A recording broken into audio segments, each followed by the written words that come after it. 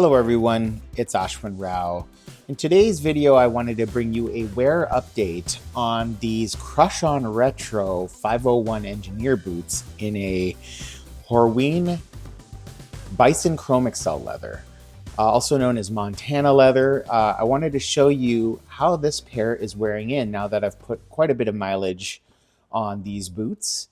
I've done that largely by wearing them at work, taking them on walks. I put on about 10 to 15,000 steps a day, and this has seen probably about 10 to 15 wears now. So you can kind of see how these pairs are breaking in. And so I've had a few questions along the way about the value of these boots, whether they're a great introduction for those who are exploring engineers as a style, as well as just figuring out whether this is a boot they might want to add to their collection for diversifying their portfolio of boots. And to all of those answers, I would say, yes, this is a boot well worth your attention. Things I like about the boot are the fact that it is relatively cost effective. So if you're somebody who does not necessarily want to spend hundreds or thousands of dollars on your boots, specifically engineers, which tend to have a starting price around $500 or $600 at the very low end, getting a pair for under $300 if you go with one of their domestically sourced Chinese leathers, or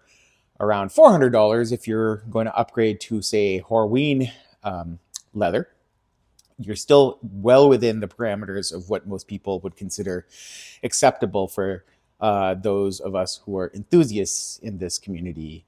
I think the price point around where Grant Stone or Parkhurst lives is a great deal for a boot such as this, which uses quite a bit of leather, has Goodyear welting construction, and offers high quality hides, which should break in well. And first thing I wanted to show you was a little bit of this break in. As you can see, this Bison Chrome Excel leather is a combination tanned leather with a fair bit of pull up. The leather also does form some creases, as you can see here, but also rolls, and it's creasing that's not necessarily ugly or feels like loose break or loose grain. With that pull-up effect, you can see this area here pulling up based off of my wear patterns, and then this darkening of the shaft of the leather. I will just say that this is a very typical and beautiful break-in for especially a affordable engineer boot.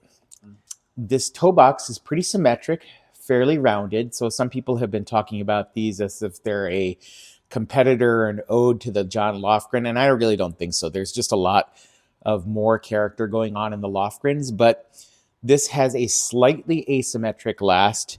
I wouldn't call it really a Munson style last. It just has a rounded toe with a light bit of asymmetry. Not a ton of toe bump, but there's a little bit right here, and just a bit of toe spring. If I were to use a stable surface here, like this can of acetone, and put it across here and bring this up, you're going to see a little bit of toe spring. Some of that comes with wear, and some of that is built into the last of the shoe. So just know that there's a bit of spring there, which helps in gait. I think that the pair is well balanced. It doesn't feel like it's irregular. It has this nice roll off. The heel block seems to be of appropriate height for the remainder of how your foot would be placed. It doesn't feel like your foot is sliding forward. How do these fit? Well, now that I've put a little bit more mileage on them, I can give you some feedback on that. So for my Brannock 10D foot, for which I purchased a size, I believe 43, I would say that the toe box for my standard to slightly wide foot is slightly on the crowded side when I put on thicker socks, such as like my Darn Tough medium or even thick socks. There is a tiny bit of heel slip. This is not a heel slip free model. My other pair of Crush-On Retros, the 601 Engineers, which actually have a bulkier profile, they actually seem to lock in my heel a little better than this pair. But I'm talking about a little heel slip. This is not anything comparable to, say, what I saw with my Lofgrens or my Clinch boots, where there was just a lot more play there, which ultimately led to me giving those up. But it also doesn't lock in my heel like, say, a Zeros boot or a Roll Club Engineer, where there's a lot more conformity. I would say this is almost like a C to D width last up front, and a pretty clear C width, not a B width, down at the base here. And what that means is that if you have a narrow heel, you're going to get a little bit of slip here. If you're going to have a standard size heel, you're not going to see a whole lot of slip wearing standard socks. And if you have a bigger heel, this is going to lock you in pretty well as well without any issues. So I do wish that more companies choose to make their width a little bit more like the Alden True Balance Last, which starts out as a B width and then widens to a D width, hence the BD classification. These feel like they're more uniform lasts, so if you have a more uniformly distributed foot, these will work for you. For me, I have a V-shaped foot with a medium to medium high instep.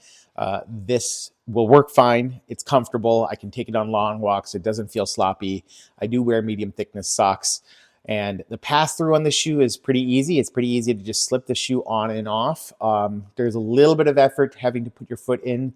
Very different than some of the other brands that I've worked on at the higher end or even the medium end, but this is good here. And the pass-through, not bad. The instep here is, I would say, medium to slightly medium elevated. So I have had no issues with getting my foot comfortable in there. In terms of design, I really like the design of these boots. I will say that over time, if the Crush On Retro team is working on their lasting to have a little bit more narrowness to their waist and a slightly more narrow heel would make this last a little bit better. From a design aesthetic, bringing this vamp and front panel down a little to create more of a curve here, as well as dropping this ever so slightly down, might help secure your foot here, particularly using the strap here. I feel like this strap is, well, not ornamental, but adjusting it doesn't have a huge effect on how secure my heel and foot are in the pair. So just some things to work on. But again, for the price you pay and for the quality you receive, it's truly hard to argue. This pair engenders a lot of positive comments. As you can see, really nice rolls forming, high quality leather, Goodyear welded construction, high quality soles with the Vibram 700 soles, and just nicely done craftsmanship across the board. Hope you're all doing well.